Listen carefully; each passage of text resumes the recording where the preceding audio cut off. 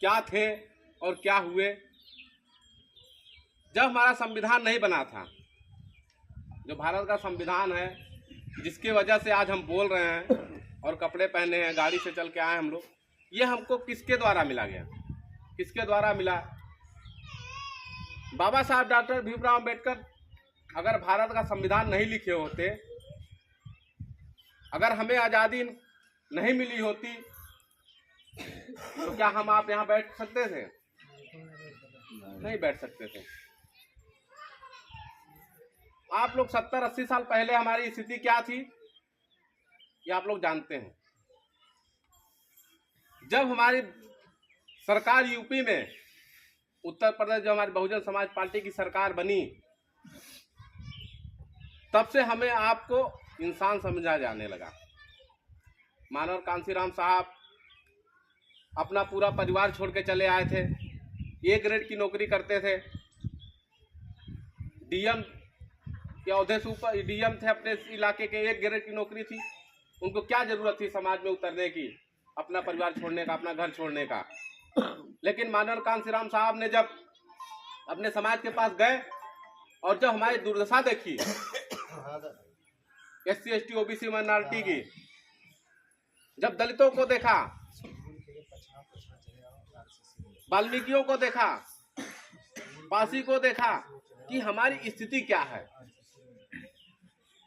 तब उन्होंने गांव-गांव जाके, घर-घर जाके बहुजन समाज पार्टी को अपने बहुजन समाज के लोगों को इकट्ठा किया और उनको अपने बारे में बताया और हमने अपने महापुरुषों के बारे में बताया कि हमें घर से बाहर निकलना पड़ेगा, हमें संगठन बनाना पड़ेगा। तो मानव कांशीराम साहब बाम सेब का गठन करते हैं, बहुजन समाज पार्टी बनाए। हमें आपको तोड़ने का काम कल भी लोग करते थे और आज भी करते हैं, लेकिन पहले हम लोग टूट जाते थे। हम लोग पढ़े लिखे नहीं थे, हम लोगों को ज्ञान नहीं था, तो जो वो लोग बताए थे उसको हम मान लेते थे। लेकिन आज भी हम लोग भटके हुए हैं, पढ़े लिखे हैं, सब कुछ जानते हैं, फिर भी लोगों के बताए हुए जो दूसरे लोग बता देते हैं उनके बारे में, हमारे महापुरुषों के बारे में हमको गलत चीजें बताई जाती हैं। जब तक आपको बता दें कि बहुजन समाज पार्टी में जब तक कोई नेता रहता है, जब वो पैदल चलता है तो बहुजन समाज पार्टी में आता है, और जब बहुजन समाज पार्टी माननीय बहन कुमारी मायावती जी उसको सिर से पहुंचा देते हैं, जब वो 4 व्हीलर से और हवाई जहाज से चलने लगता है, तो उसके बाद वो जब अपने घर पे लौट के आता है, जब बहुजन समाज पार्टी को छोड़ता है, तो उसके बाद कहता है कि मायावती पैसा लेती हैं, तब वो नेता बनाती हैं। जब तुम्हारी औकात 5 रुपए की नहीं थी, तब वो 5 करोड़ देती हैं। अगर बहन कुमारी मायावती पैसे की भूखी होती तो वो भी अंबानी जैसे लोगों के साथ उठना बैठना उनका होता। हमें आपको ये नहीं कहती कि आप लोग जाइए और समाज का काम करिए। तो साथियों, मैं आप लोगों से कहना चाहता हूं कि अगर अपना स्वाभिमान जिंदा रखना चाहते हो, अपने अगर अधिकार पाना चाहते हो, तो बहन कुमारी मायावती जी को आपको देश का PM बनाना पड़ेगा, प्रधानमंत्री बनाने का काम करना पड़ेगा।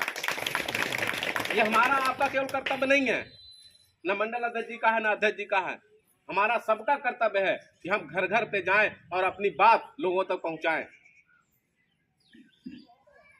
आप आज देख लीजिए हमारी स्थिति क्या है।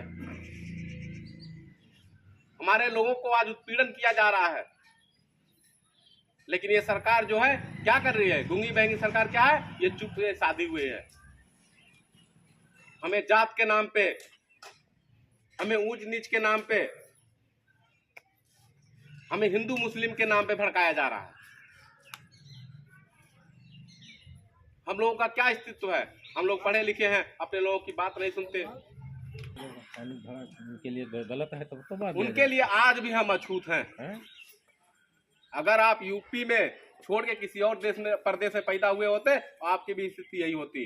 राजस्थान में एक बालक को जो 32-33 साल का था, वो मूंछ रखा था, बुलेट से जा रहा था, उसको मार दिया जाता है जान से, क्योंकि वो मूंछ रखता था। हमें आपको गुमराह किया जा रहा है, हमें आपको बहन जी के कार्यकाल को दबाया जा रहा है।